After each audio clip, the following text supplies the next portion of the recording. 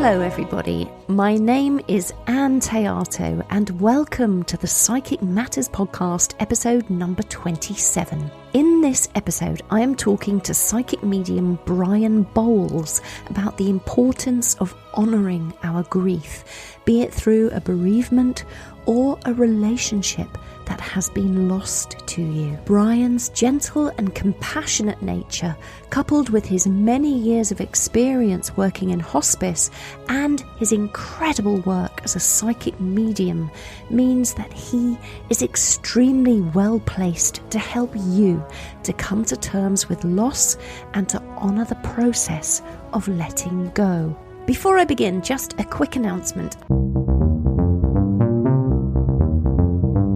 I have a wonderful 2-day workshop coming up on Saturday the 27th of February and Saturday the 6th of March 2021. It's a 5-hour workshop per day, so that's 10 hours altogether. UK time zone 3 to 8 p.m, so that's I think 10 a.m. to 5 p.m. EST. It's called the Theatre of Mediumship. I have drawn upon my extensive knowledge as a professional working actress to craft this unique 2-day workshop. It promises to be a lot of fun, but do be prepared if you sign up. It's going to be a lot of hard work. The 2 workshops take place on Zoom, and they will give you all the tools necessary to bring any dialogue with the spirit world alive. It will be looking at your presentation skills and helping you to craft a good opening and closing for both your platform and one-to-one work. It's suitable for intermediate to advanced students. An actor's job is to become the character they're playing and to host a conversation between the playwright and the audience, showing that the person they're portraying is a real-life, 3-dimensional, living, breathing human being. And the way an actor does this is by studying a character's personality and backstory. Because every individual has a distinctive character and it's formed by a combination of qualities. A personality is formed and affected by somebody's own values and those imposed upon them from their family, their environment, their culture, and the timeline of existence, so whatever century you were born into. Attitudes, personal memories, social relationships, habits and skills, they all help to form the personality of a human being. And a good actor can bring a character to life and make them 100% believable to the audience, whether it be on stage, TV and film, or on radio. Now, a medium's job is to blend closely with a spirit person and host a conversation between that spirit person and the audience or recipient, showing that those who live in the spirit world are real people who are still very much alive and vibrant and who can still share their personality, their attitudes, their personal memories, their habits and skills. And mediums do this by blending with a spirit person and gradually becoming more and more aware of their personality and their backstory. Unlike actors who have a full grasp of the character they're playing before the play or filming begins, a medium has no such access to any backstory or knowledge of the spirit person before they begin work.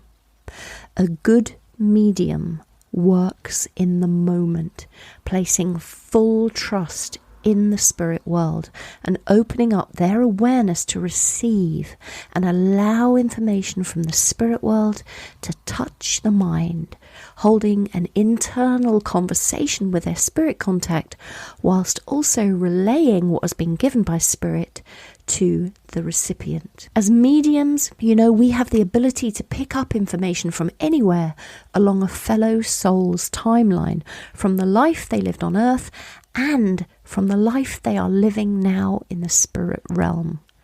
Well, we all know this, but sometimes when we're demonstrating mediumship or we're giving a one-to-one reading, we can sometimes feel blank, or we find ourselves just waiting for fresh information to touch our mind.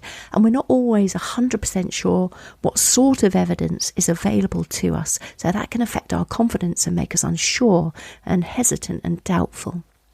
So this workshop, or both workshops, through mini tutorials, exercises and breakout groups, you will have an opportunity to work with other students from across the globe, and we will all work together to transform our mediumship through fully realizing the three-dimensional attributes of our spirit communicator, and thus, as mediums, we strive to become better ambassadors for the spirit world. To book the workshop, please head to my website, anntheato.com, ANNTHEATO.com, and you can either look for online events or go to antheato.com/events/the-theatre-of-mediumship. And you will find all details how to book there. I have had some fantastic testimonials from other students, in case you're thinking, I wonder what kind of teacher she is. I've just dug out some testimonials from the depths of my computer. So thank you very much to the students who've written these. Kathy M. Anne is an amazing teacher. She puts you at ease immediately. Her energy and passion is contagious. Thank you, Kathy. Thomas M. A positive, encouraging and enlightening course, beautifully taught with passion. Thank you very much, Thomas. And Sushma. I have taken many different spiritual classes, but I have to say this class was by far one of my favourites. Yay! Anne is a phenomenal teacher. She really made me think outside the box and challenge myself with my current skill set. I really valued her insight as to how we can continuously improve and strengthen our talent. So thank you very much, Sushma, for those kind words. And finally, from Stacey, Anne's class was I'll say it again. Anne's class was a stellar learning experience. She is a gifted teacher with a warm and encouraging manner, and she's extremely well versed and well experienced in the subject matter. Thanks to her guidance and the firm Thanks to her guidance and the firm foundation her class provided, I feel much more confident and capable in offering psychic readings. I've already signed up for her next class and would urge you to do the same. Thank you so much to all my former students for writing such wonderful words, and may I invite you to join me in the Theatre of Mediumship coming up very soon. If you're listening to this podcast and those dates have already passed, don't worry, just email me, ann@anntheato.com, and let me know that you would like to do that programme and I can offer it again. No problem. Now then, back to this episode, honouring grief, befriending death. So I'm in the studio today with the magnificent Brian Bowles. Brian, welcome to Psychic Matters. Thank you for having me, Ann. This is a lot of fun. I'm excited to be here. So what I'm really passionate about these days, actually, Ann, and it's going to sound weird, but I've got one of my dearest friends is dying from cancer as we speak. She was just given into hospice and she just had a port put into her belly because of the peritonitis from her liver cancer. And I just like to talk about how not just in mediumship, but just in life, how there's a point at which our life can change when we befriend death. And I think that's what mediumship is, for me, has been the biggest lesson. Having come out as a gay man during the AIDS crisis and having stood on a lawn in Washington, D.C. and looked at all of the AIDS quilts displayed in 1992. It seems to me like when I came out, I came out to disco music and hot guys wearing, this one fellow that I dated, he was such a cutie. This Italian fellow that wore a Mighty Mouse t-shirt, and I thought he was so dreamy. I was like, what are you even doing with me? But that's fine. So we dated for a bit. But I just remember all of that going on, all that excitement, all that fun, and drag queens that were just gorgeous. And I just wanted to bow at their heels and be like, I'm not cool like you. And because drag queens basically raised me when I was 15 and came out of the gay bars. And that's not a joke. They were like a family for me in a big way. So I had all of that going on. And then in the other hand that you're offered is death, because the whole AIDS crisis is happening. And all these people that you're meeting are secretly dying. And all of a sudden, Jimmy doesn't appear at the clubs anymore. And then 4 weeks later, we find out Jimmy died. And it became this really bizarre process of going to memorial services or doing, random memorial services at the gay clubs. Sometimes a memorial service was, just to be direct with you, was to drop acid and go to a dance club. It wasn't fancy. It wasn't, nobody was running around. There were no priests involved in any of this. but it was certainly a version of a memorial service. And I don't want to make myself sound cooler than I am, because there's a danger in that, because I was never really all that into drugs or being that fancy or cool. But for some reason, I had some really cool people that were friends of mine, and I was like, I want to be cool like you. So that's I'm 49, and I think that's how I felt my whole life, is I have these really cool people around me. But I think in mediumship, I think we're asked to get to know death. Don't you think, Ian? Yeah, for sure, definitely. Befriend death was the phrase that you used just a few moments ago. How easy do you think it is to befriend death? Well, I had a situation where I meditated on this. And my version of meditation is not, I'm an ADHD person. So I'm like, I don't relate to people when they talk about, I meditated and I lost all my thoughts and I connected with the underworld. I'm like, what is that like? I don't even know what that's like. So I still have all the chatter and stuff, but I get in the bathtub and I play soft music. And anyway, so one time I asked my guide, Joanne, I said, I'd like to talk to you about death. And she said, well, why don't you meet someone that works with death? I said, okay, what's that? She goes, well, just trust me, Brian. Don't be such a drama queen. You can meet her. So my guide's very direct. She's not walking around with wings and like, that's not Joanne. She's just really direct. I really love her dearly. I came to know Joanne as my guide when I started in the work. And I didn't really believe in all this, as I mentioned to you, but so I started to trust that this guide was real. And she told me I was Jewish. And at that time, I didn't know that I was Jewish. I found out I was Jewish 6 years later at dinner with my uncle. So she'd been pretty incredibly accurate about my family and things like that. It just kind of blew me away. But anyway, I'm sitting in the bathtub, as I do, and with all my salts and all that stuff. And that's really where I meditate. She said, would you like to meet someone who works in the world of death? I said, sure. So I get this woman that comes in, and her name's Izzy, and she's Latina. She's a Latina woman, and she's got her jean jacket on, and she's got, she's probably in her her mid 50s, and her hair's in feather, and she's just really fun. She has glasses, and she talked to me about how she greets people when they die, and her role in that and all of that. And by the way, I'm not suggesting that I'm right about this or this is some belief system. It's just a goofy way that I think my soul stories death. I don't think it's how I'm not trying to say that this is how it happens or any of that other nonsense. I just find that for me, I make meaning through story. So I think my guide uses story to help me make meaning of things. So I'm not asserting that this is true or what have you. It may be true, it may not. I don't care. Frankly, it doesn't really matter. But through that connection, I've really been able to ask questions about death that I've always wanted to know. And I think it's the willingness to be curious that can shift our discomfort with death. Even in mediumship, I think there's an assumption that somehow because we're mediums and we have this ability of mediumship that somehow because of that we're wise about all spiritual matters. And I think that's unfair and unkind to ourselves, actually, because we're in the river with everyone else, right? And do you find that to be true for you too, Ann? Definitely. Yeah, definitely. We're not built like tanks where we don't have feelings or we know exactly how to deal with every situation. You talk there about your beautiful friend who's very, very sick with cancer at the moment. And, how do you, just because you're a medium doesn't mean you're immune to feeling sadness and loss when you're faced with a situation like that. It's very, very difficult. I think the beautiful thing of that is that, in hospice, when I started in hospice, and I ended up doing hospice work completely on accident. What did you do in a hospice? What was your job there? Family therapist. Oh, right. Okay. My internship was supposed to be in another clinical setting. It was actually supposed to be an after-school program. But the university where I was attending asked me to go to this interview with Denver Hospice. They were trying to strike up a relationship with Denver Hospice for their future intern. And so I went to the interview and submitted my paperwork and met with their team. It was supposed to be an hour-long interview, and I was there for 3.5 hours. I just fell in love with their team.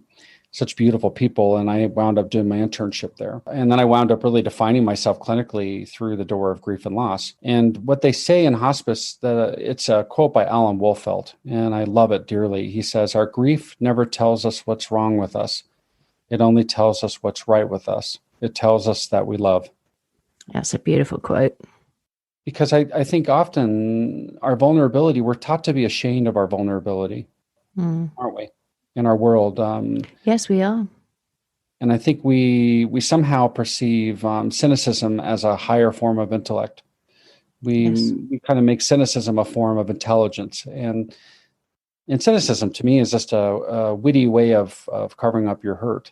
And so in hospice, we don't view someone's hurt or their grief as a malady to fix. We see it as a reflection of their capacity to love. So we're not trying to fix anybody. We're trying to honor, we're really creating space to honor their grief, because grief is the journey that's only there for those who take the risk to love. Yeah, it's hard, isn't it? I mean, how are you, obviously through your work, you've dealt with a lot of families who have lost their loved ones, simply put, and you're about to face the loss of another dear friend. How do you prepare for that yourself? I've never really acknowledged how I do that. I don't know if that we have a dog that had been with us for, a good 12 years, and Lily was very, very dear to me and John. And we knew she was dying. She had heart disease, and we knew when it was getting really serious. I think what we do is the memories of that relationship start to come, and you start to recognize just how lucky you were that person chose you as a friend. And we actually met doing a musical together, working. And then we did Godspell together, which is actually kind of funny because my poor husband had to deal with me because I played the Jesus character. And so there's nothing worse than being married to somebody who's a medium and who thinks he's Jesus. That's fun. He's like, yeah, hilarious. You still need to do the dishes. Like the dishes are still waiting for you. Yeah. Okay. Great one. Yeah. It was a very humbling experience. This is actually before I even knew about mediumship. This is actually many years ago, 20 years ago. Hoofta. But that's how I met Jane, this lovely, lovely friend. And so these memories start to come to you, and they start to form the bond. They start to form the story. I think actually, you start to recognize how the way these people have loved you has softened you and made your heart more available to the world. She doesn't ask for anything from this world. She only offers. And she gives of herself so freely without any expectation of anything in return. But there's not an ounce of martyr in that in any way. There's a beautiful way she just smiles at life. And she's always had more to offer this world than she's ever had to take from it. So that's been interesting, isn't it? You look around you and you think, well, how was I lucky enough to have a friend like this? Because I was a really self-centered person when she and I met. So I think in some ways what death offers us is a chance to, and it may seem narcissistic, but I don't believe it is actually. I think it's a good opportunity to think about how someone's way of loving you has changed you, and think about the person you were before you met that person. And I believe if it's a family member, I'm a big believer that our family members are our greatest teachers because we don't have a choice but to love them. It's like Spirit's like, here, enjoy, love these people that you would never want to have dinner with. Enjoy, aren't they great? But there's a peace that comes from loving our family members that may not return the love, especially as a gay person. I think there's a unique way we get to love our families. And I don't feel like a victim of that anymore. I used to feel so sorry for myself about all that. But now I really don't. I feel like it's really a great lesson, isn't it? We get to have peace in our life because the minute that you love somebody, you don't need anything from them. They can't hurt you. We can tell all the stories about how someone's hurt us 5,000 times. And I think death also brings up the hurt in a relationship. But the minute that we decide to love that person, they can't hurt us because we almost feel them as a child in a way where we don't ask them to be anything other than who they are. We just have an open heart for them. Does that make sense? Yeah, that does make sense. And so what you're saying is your family, are you saying your family rejected you because you were homosexual or? Yes. Right. Okay. I'm sorry about that. That's very sad to hear. Well, it was the time too. I mean, it's more complicated. It's hard to explain. I was not invited. I was invited to my brother's wedding, but my partner, John, was not allowed to come. He was uninvited. And I said, well, I can't honor your love by dishonoring mine. I'm not going to be going into a situation where my beloved is not welcome. I'm not going to be doing that. And so that became the rift, and we haven't really connected since. And I've tried to reach out to him and forge that bond again with him. But you also recognize there's a point at which the relationship becomes defined by the separation rather than by the love. And that's okay too. I've kind of come to accept that. And I really love him. It's really fascinating, isn't it, in that way? And my mom and dad, they were, my dad's a Catholic deacon, and my mother died about 2.5 years ago. And I think for them, it was, I told them when I was 15, I'm during a commercial break during the show Growing Pains. I just think my poor parents, they're like, what do we do with this weird child? But I just kind of knew I didn't get to be confused about being gay. It was like really obvious. I was like, okay, I'm not really confused about all this. But I think also your mom and dad have a dream for who you're going to be. And that dream dies when you let them know that you're gay. Their idea of who they believed you to be and the dream they had for you changes. And I think I've learned to really believe that we can love our parents enough to give them the time to grieve that and let them embrace the new version of you. And really, my mom and dad have done that to some degree during my life, I would say, But I actually think for me, more importantly, is that I embrace the parents that I have in the place they are with those issues. Because, even when my mother died, my dad I wrote the obituary, and I met my dad at the mortuary. And my dad asked me to take John's name out of the obituary. Because in the obituary, you list the family members and you list who the wife is and who the child. That's kind of a typical American custom. And John is your partner? Yeah, John is my husband. Yeah, we've been together for, 25 years. So right, yeah. This, was just 2.5 years ago. But he asked me to take John's name out of the obituary. And at that point, I wasn't going to make it a gay rights movement moment. That's not the right time. My mom had died. His wife had died. My dad's wife had died. I get the significance of that, actually. And I got in that moment, it really didn't need to be all about my hurt at that time. It really didn't, and it shouldn't have been. And I don't think it really had, I think it had more to do with the public perception because my dad's a Catholic deacon and what have you. I started to really understand the why of that. But it was also awkward for me after so many years that he would need to have John's name taken out of the obituary. It's such a weird thing to me. But I also think that's what death forces us to tell the truth about the relationships we're in. There's too many aspects of death that require us to tell the truth. Does that make sense, Ann? Yeah, it does make sense. It's very interesting listening to you talking about this because I was rejected also by my parents for different reasons. I was rejected by my parents because I had 2 children. Well, first of all, I had 1 child out of wedlock, so that was bad enough. And then I went and had a second child by another man out of wedlock. And they couldn't cope with it. They just couldn't cope with it. So they couldn't talk to me. They disowned me. They re-owned me a little bit further down the line. But that level of rejection, and it was interesting. I spoke to my mum. She's also a Catholic. She's old now, 87. So she was born, in 1933, and just has a very strong way of looking at the world, and that's what keeps her safe, by looking at the world. These are the rules and these are the boundaries and this is how I live, and you should live like this too.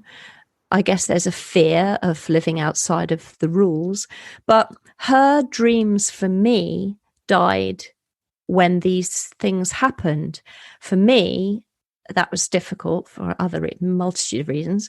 But she said to me, she's Irish. She said to me, I feel as if I've knitted this beautiful jumper and somebody's come along and destroyed all my stitches. Isn't that funny? Like that's she had such a great plan for me, and I had undone her beautiful knitted plan. So yeah, there's a sadness there, but once, like you say, you have to work through the process of why they acted like they acted. And all you can do is love that person because they can't help where they're from. She can't help how she was born in that era with those opinions and those and her rules and regulations. That's what she knows. So you have to honor the person. She's got beautiful qualities, as I'm sure your mum and dad do too. Otherwise, they couldn't possibly have brought you up the way they have as such a beautiful, loving person. So everybody's got wonderful qualities. We all have our dark side, and loving that person is the best. Love is always the way forward, isn't it? Yes, but I love I'm so appreciative that you shared that with me, because I wonder about this a lot. When you're in mediumship classes, I always feel like I'm around some of the most courageous people I've ever met. These are people that have been deeply hurt by this world, and yet they're there in that class to figure out how to love that world. Yeah. You think about that, that's really magnanimous, isn't it? It's really something profound. They've been deeply hurt by this world, and they're in that class to learn how to open their heart to love this world. That's really something. Yeah, that really is something. And you think of the wound that you experienced, the wound I experienced. They have different stories, and the wallpaper is different, isn't it? But it's not different. It's the same. And I wonder if that rejection for me became the permission that I would have needed to then embrace mediumship. Yes, exactly. And it's funny, isn't it? I think about, I've never experienced and will never now experience somebody welcoming my child into the world. I'll never have that. Both fathers left as well, by the way. So there was never that experience for me. I will never have that where a child was warmly welcomed. It was always a difficulty and a trouble. I think what I'm trying to say is we have all this love inside of us, and sometimes we have all these gifts and abilities, not just in mediumship or psychic ability, but, maybe we're good mechanics, or we're good at cutting hair or something. And sometimes we don't always get the opportunity in the lifetime here that we lead to fully realize our own unique potential. So your beautiful friend Jane, who's dying way before she should be dying, she probably hasn't had the opportunity to fully express herself here in the world. And there's a sadness in a way that you think, oh, she's never going to be able to do this, this, and this. But with our knowledge of the spirit world, we know that you can go on and still do all of those things in the spirit world. So it doesn't stop just because our physical bodies, conked out. Our spirit will still go on and do all those wonderful things and more. So that there's an excitement there about going to the spirit world. I love what you're saying. For me, I think what's miraculous to me about someone like my friend Jane is that I don't think she would feel that way. She is that person that whatever the experience is, it was perfect. When I meet people like her, I'm always like, who are you? Like, what strange planet did you come from? Because, I think death also offers us this great gift, because I don't think Jane thinks about her life in terms of accomplishment. And I think death teaches us to think about the story of our life differently. I think oftentimes we are so obsessed with celebrity, aren't we? And we're so obsessed with the idea of accomplishment that I want to be someone. I've proven that I am. Oh, I have this many likes or this many whatever. But I think death teaches us that all of that is not only temporary, but ultimately meaningless, because, you can have the beautiful ability of mediumship and be an incredibly disrespectful, narcissistic person. That's why I'm a big believer that mediumship is an ability and not some offering from God that's given to the great and holy, that's a bunch of nonsense to me. I think mediumship is an ability that's teaching our soul what it needed to learn in this life. And I'm a big believer that part of that lesson is about authority. If we use our mediumship to somehow believe that we are at the pulpit of life and we're meant to educate the plebeians about, the world, the world in front of us, I think there's first of all, that's nonsense. But I think mediumship is actually, to me, about companioning the suffering. It's the willingness to be so vulnerable that you're willing to companion with someone who's suffering. And in that process of being a companion to the suffering, I think mediumship's so natural, isn't it? The spirit just comes in. We make it complicated. We make it weird. Some of the ways we teach mediumship are goofy to me, frankly. But I think at its core, mediumship is just an incredibly natural process of companioning. And I think if you're companioning with somebody, you're not concerned with whether you're above them or below them. Your souls are connected. There's no comparison. There's no accomplishment. There's no resume. There's no celebrity, is there? It's just, No. it really is that sense of companionship. Yeah, there's a great equality in it, which is really beautiful. Yeah. And you're right that this world is set up to, even as children, you have to succeed, you have to do this exam, you have to get to this level, and then you have to do this. And if you get the car, the fancy house, then you will be seen to be better than those that don't. And so there's this terrible structure that we're all born into, which is completely alien to our soul, that we're trying to fit into as a human being. And I think for some of those people that have achieved all those things, there's a kind of an emptiness, like there's still something missing, even though they have all those worldly things around them. So I've rather enjoyed being an outlaw living in the woods because you don't have to prove anything. You don't have to, I don't know, you can meet people on their level. It's much easier to find an equality with people. Yes.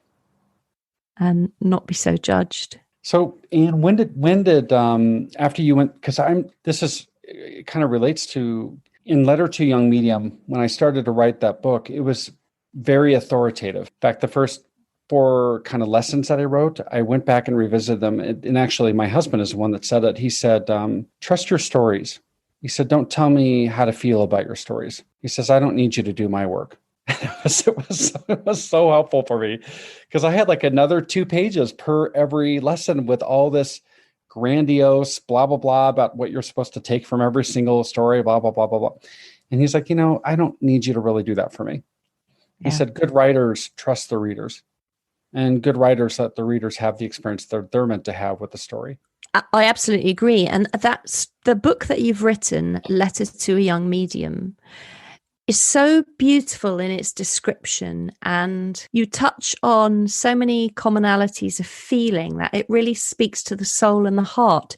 Maybe you could just explain to those people that are listening to this what that book is about and how you came to write it. Well, and what I want to make sure I do here, though, is that that this not be a plug for the book or any of that nonsense. It's more, I was trying to explain to myself, I was trying to capture for myself, kind of notice and name the lessons that were offered in mediumship that are not the lessons about connection, how we connect to spirit, how we get names, how we get all that stuff.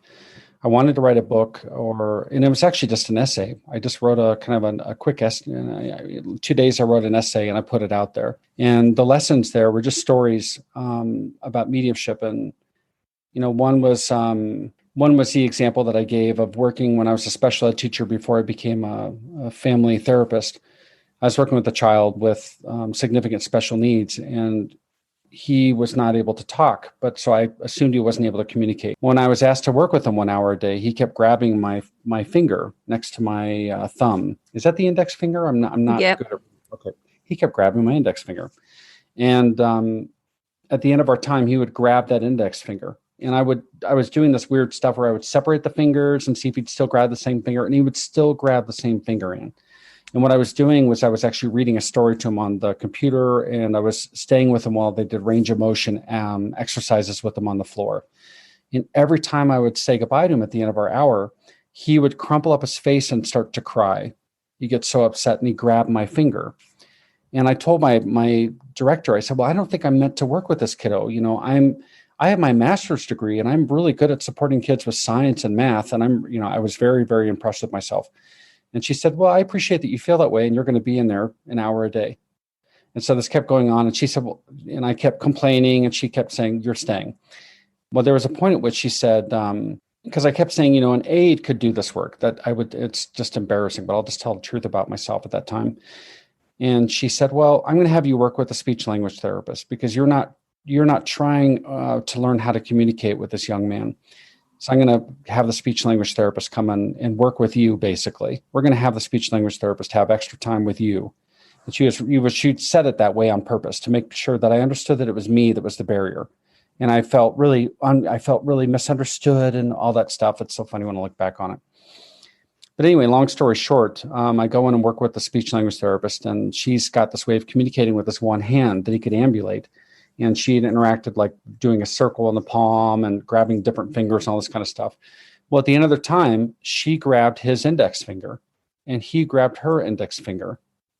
And I said, now what's that? I said, is that goodbye? And she said, no, that's I love you. That's I love you. That's the first thing the mother taught me when I started to work with him. And he is fully receptive language with Mandarin, Chinese, and English. So I made up an entire story about this young man that was completely untrue. I assumed his capacity to be at a completely different level.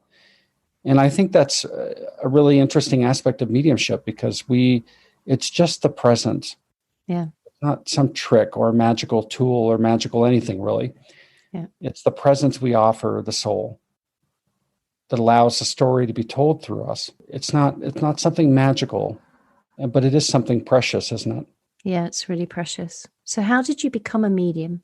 Well, I think I wrote about that. I have a new book coming out called Halfway Through the Woods, and here I am plugging another project that I'm working on, so forgive me, but based on the musical Into the Woods. Hello, fellow actress. Hello.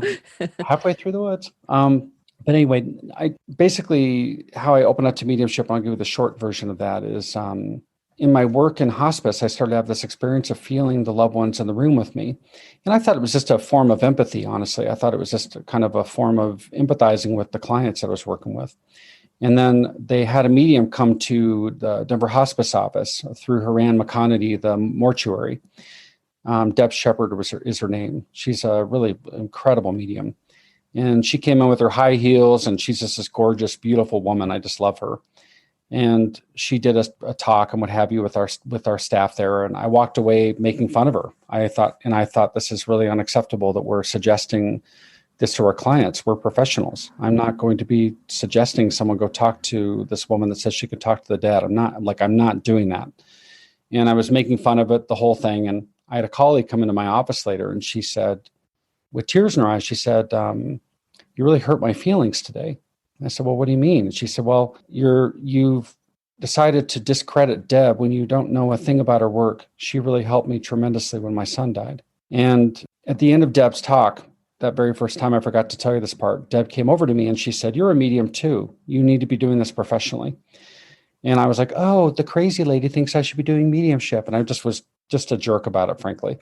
And that's when my friend Ellen, she came to my office and she said what she said. And then she said, if you won't go meet with Deb for you, go meet with her for me. And I went and met with Deb, and Deb changed my life in that hour. She brought through a dear friend of mine that died of AIDS. And then she had me connect with my own mediumship in that experience. And that was a life-changing experience. So that's how it all happened. I connected with one of her dogs, actually, that had died. And she went to her daughter's room and brought the picture of the very dog that I connected with. And so I was such a skeptic, and I'd still say my approach to mediumship is skeptical in some ways, because I want to make sure that if I say I can do something with a client, that I have proven it to myself that that's a real thing that I can offer. Because there's a big piece for me about ensuring that I'm offering what I know I can offer. Does that make sense to you, Ann? Gosh, yes, absolutely, yes. Being in that integrity, that's right, yeah. Knowing your competence. Yes. Knowing where you're at with all this, because, and that's the beauty of it. Mediumship is going to be informed by our soul. Our soul is our instrument. I'm a big believer of this, that we have to tune that instrument. The strings of our instrument require attention and time. We have to, if we have people in our life that we don't know how to love yet, or we haven't forgiven the father that hurt us or the mother that hurt us, until we forgive those people, it's going to be hard for us to be an instrument for the mother in spirit that needs to complete with the pain with their daughter or with their son. I feel like we have part of the requirement of our work to do it well is to tune our instrument all the time, to keep growing, to keep softening to the lessons that others have offered us. Yeah, and I think you're right. To keep softening is a really good description, because it's not easy to forgive a lot of things that happen to us while we're here. And we have to work hard at letting go of things and realize that it's not important. It's that letting go and that softening that is a really good phrase to use, actually, Brian. Well, Ann, I think when we become the love we're seeking, if we can learn to become the love that, so in other words, when I was hurt by my mother, if you can become the love of the mother that you desperately wanted, somehow that heals us, I think. It's a fascinating thing when you can learn to love the mother in the way that you wish that she would have loved you, that somehow we heal. Yeah. I don't know how that works, but it seems to work. Yeah. And you do have to keep looking at things from somebody else's perspective. Yes. I remember when I was a young child, I don't know how old I was, maybe 5 or 6. And I'd gone into hospital and I'd had my adenoids removed from my throat. I think I used to get swollen throat or something when I was little. And I remember the day my father came to collect me from the hospital, and he took me out of hospital in my little nightdress with a teddy bear and wrapped me in a blanket. And I remember to this day how gentle he was when he laid me across the back seat of the car to drive me home. Now, this was back in the day before we needed seat belts. Yes. And he laid me across the back seat of the car. And I remember how slowly and carefully he drove home. He drove really slowly and was careful about every turn in the road and every bump until he got me home and then carried me into the house. And when I used to do the school run and my kids were in the car, they used to say, "Why is this person in front going so slow? We're late for school." And I'd say, "You do not know what is going on with that person in that car." And I tell them a story about how my father drove really slowly. And you just have to be very mindful that everybody's got their own thing going on. And just because they're driving slowly, they might have a sick child in the back of the car for all they know. They might have an old person in the car. Again, when my father was old, interestingly enough, when he was 80, he died just after he was 80, but he had cancer and it spread to his bones. So any journey was very difficult for him. And I remember going over to Ireland because he'd moved over there to live. And I hired a car, a big car, so that it was easy for him to get into. And I remember he came out for a meal with the family. And I remember driving home after that meal out. And I remember driving, oh my God, I'm going to cry. It's so sad. So slowly. I drove so carefully my father over the bumps and round the corners because I knew that every bump in the road was very hard for him. It almost kills him. It was so sore. And although that's a sort of a tearful thing to explain, there's a real honor in being able to do that in return for him, as he did it for me when I was little and suffering. And anybody who was following my car that night wouldn't have known that I was driving this very old, sick man home. And so what am I saying here? Let me try and sum up. We don't know what's going on for other people, do we, in life? And so we have to keep looking at things from other people's perspective and not from our own, what we want, making demands. Yeah, but there's also, you offer so beautiful because the return of the love, the way your father treated you as precious cargo, and then you got the opportunity to do the same for him. That way in which we're given the chance to return the love, the story becomes the circle. Yes. Because I've really come to believe that grief is part of how we get in our way is that we imagine grief to be on a timeline. Even when we're wise about grief, we imagine grief to be on some timeline that doesn't really exist in real life because grief it's recursive. It's a circle, isn't it? Yeah. So we're always grieving. And I think when we honor that we're in a different stage of grief with every loss, and we revisit those stages and we deepen with our grief, that we begin to allow our grief to speak more, and we begin to honor that these relationships matter. Your connection with your father matters deeply, and the way you return the love to him. That's just such a stunning story. I hope have you written that one down, Ann? No, it just came out just now. I'd love, hadn't even thought about it before. It just came out that way. It's really, really lovely. To me, it's a story that anyone listening to that story would be given the opportunity to grow from it. Yeah. It's interesting, isn't it? And you spoke a bit earlier when we first began chatting, Brian, about your spirit guide, Joanne. And you said she told you about how she greets people when they die. Can you tell us more about that?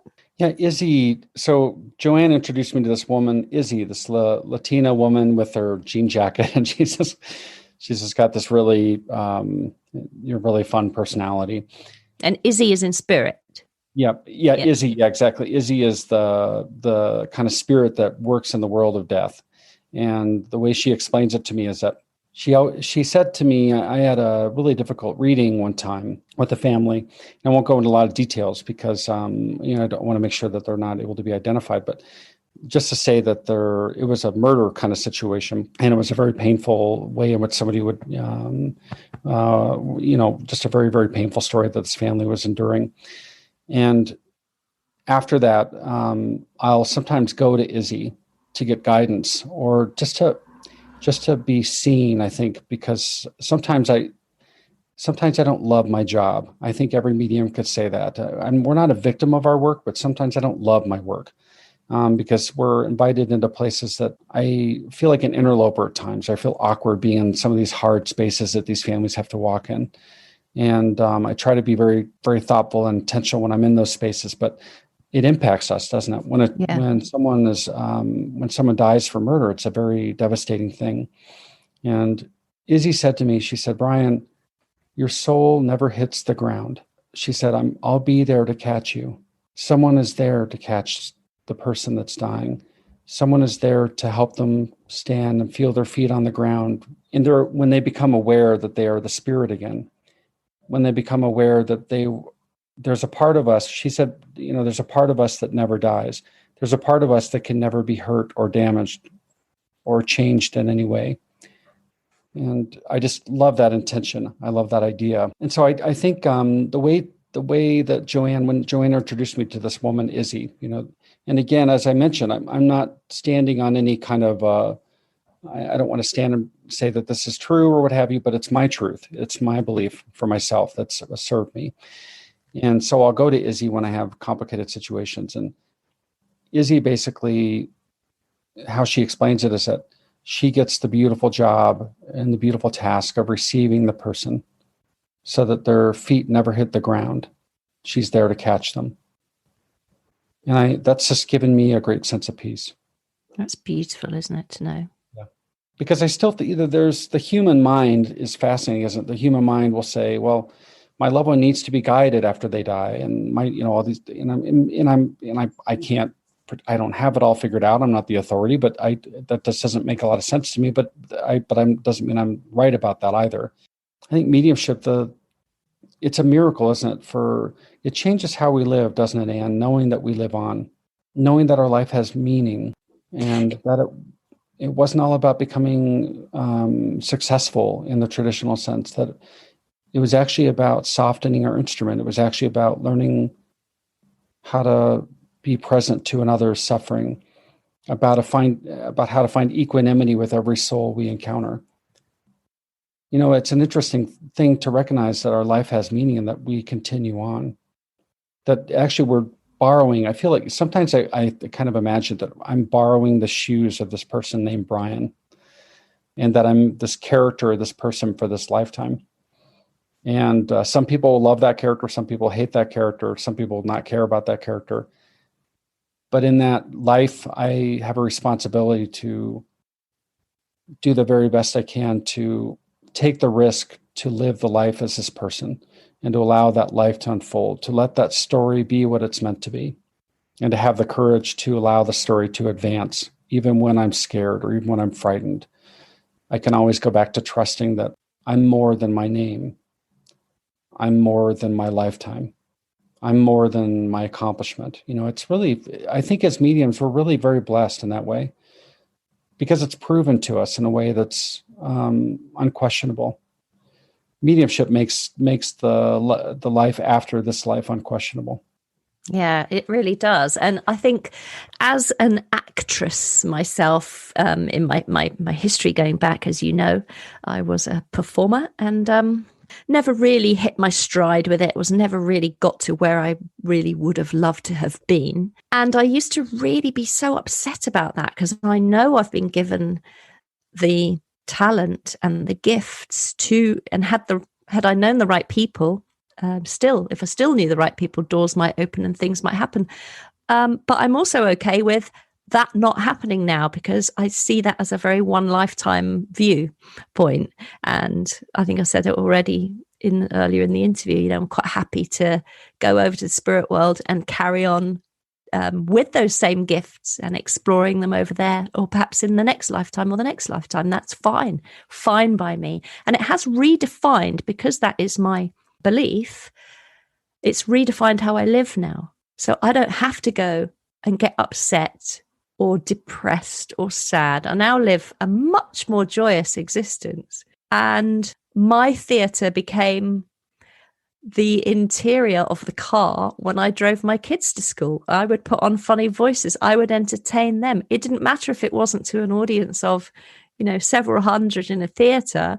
That same feeling of entertaining in the car to two people who are laughing their heads off, that was great. That was enough. So I think I love that, Anne, because I think there's a consequence for having a life with 200 people in a theater staring at you. That there's a consequence for that I don't think we honor. And I think a lot of us that are, kind of into the acting realm and into mediumship and what have you, we think we're extroverts, but I actually think we're introverts. I've never appeared as an extrovert on any assessment I've ever done. I'm always an introvert.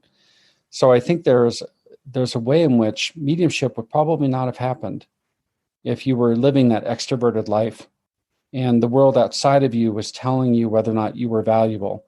And the reviews in the newspaper were deciding if your performance was good enough or not good enough. There's a consequence for that, I think, that I've come to really recognize. Do you believe that? I absolutely agree with you. And taking that again to my experience where I became an outlaw and lived in the woods because my family decided that they wanted to disown me for various misdemeanors in my life.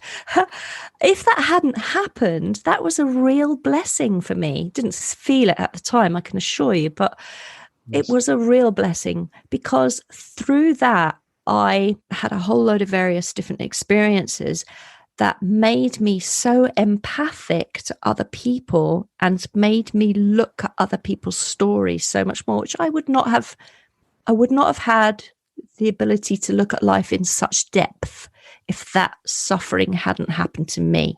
And I think in the suffering is where we get the depth of our spirituality, and possibly you feel the same with the experiences that you've gone through. Well, it's so beautiful. And, the thing I think about a lot is, and the joke I make with friends a lot is, who would you rather sit next to you on a plane? A perfect person or someone with a story? Yeah. And you can only have a story if you earn it. I know. And that means taking the risk to not do what people want you to do. That's it. And it may be messy, and it is messy, by the way. And it's not always pretty. And but I also love that too. I love the grit of that. Like there's a story in the book that I'm putting out, and it's a wild story, but you're in the Gravitron. Do you know the Gravitron ride that goes around and around and around? What, where you stick to the sides? No. Yes, you stick to the sides. You got it. Okay. Exactly. Yeah. Okay. So I don't know what they call that in Europe. I'm just trying to be funny. I don't know. It spins around in a circle, creates a vortex, and you all go when you get stuck to the side of the cylinder. Drop the floor, and it's just like the whole thing. And they played anyway. So that's what the story's about. It's about when I was with my friends and we huffed gasoline. Because who doesn't huff gasoline? Because that's fun. Why not? But it just kind of gives you an insight into how crazy my life was at that time at the age of 14 or 15. And we were in this ride, the Gravitron, and going around and around. And this guy looked like Ronald McDonald. I mean, the guy, the ride operator, red hair, acne, glasses. And he was just like this angry villain.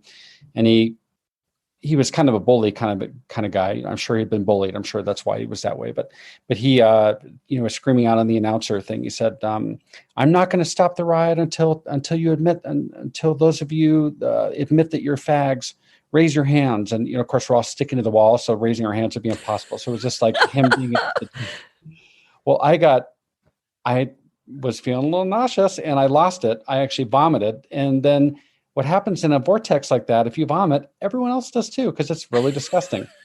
So that's the first story in the book. So I realized that in the life I've lived, like, it's not going to sound like the lovely, like, after school special or Touched by an Angel. Like, that's not my story. Mine's more like the messy person's version of how to become a spiritual person. Wonderful. By like vomiting on one another in a gravitron.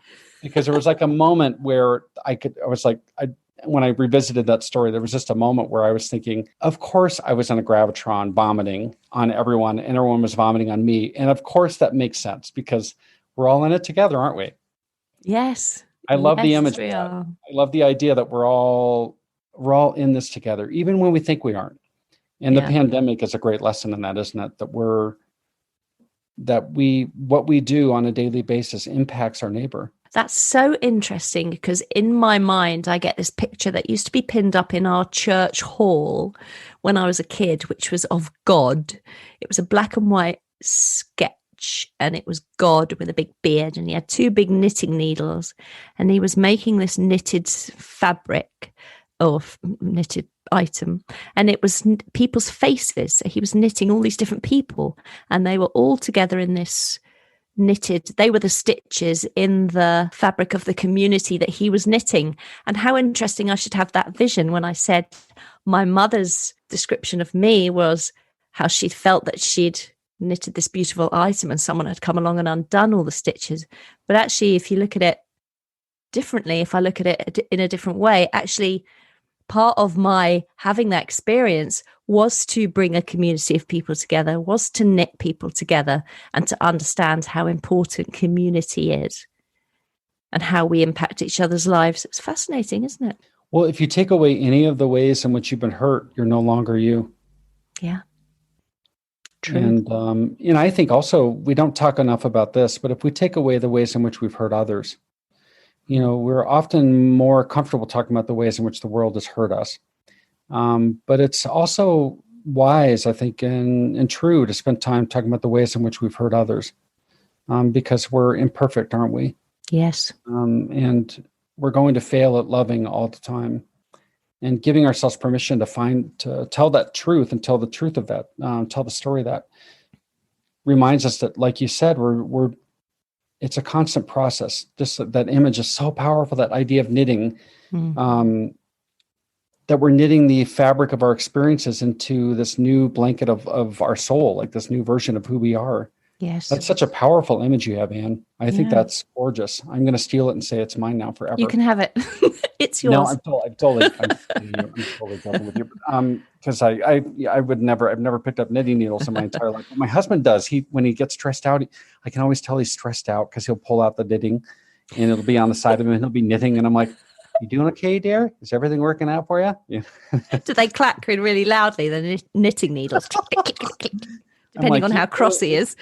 Exactly, yes. I'm like, you're angry at that scarf. Oh my God, no. So anyway, you are just lovely. This was so much fun to spend some time. Wasn't it lovely? Thank you, Brian. Just chewing the fat, talking about mediumship, seeing where we're both at the moment. It was a really lovely chit chat. I've really enjoyed it. Me too. I'd love to chat with you again, actually. This was really fun. Yeah, let's chat again. I'd love to. I'm doing a podcast in the next couple of months on death, and I'd love to have you come and be a guest on it. I'd love to. We'll talk about that later. But sure. But you were just a gift, and I can't thank you enough for making some time for us to have this conversation. It really was really lovely for me. Thank you. Thank you very much. It was beautiful talking to you, Brian. I hope you have enjoyed this episode with my wonderful and truly compassionate friend and very talented fellow psychic medium, Brian Bowles. All resources for this episode, including a full transcript and, importantly, how to reach Brian, are over on my website under podcasts. So do head over there and you can pick everything up on the show notes, www.anntheato.com, ANNTHEATO.com. Have a little explore while you are over there and take a look at my upcoming courses and audio meditations that are available. You might find something you love. To carry on the conversation with Brian or any of my guests, please do head over to the Psychic Matters Podcast group Facebook page and join in the discussions. You will be very warmly welcomed. For now, I would like to wish all of you a very peaceful couple of weeks until we meet again. And remember that you are a spirit being having a human experience, and as such, try to keep turning time and again to the stillness within yourself, for that is where you will find answers, and it's where you will find peace in a world turned upside down. My name is Ann Théato, and thank you for listening to Psychic Matters.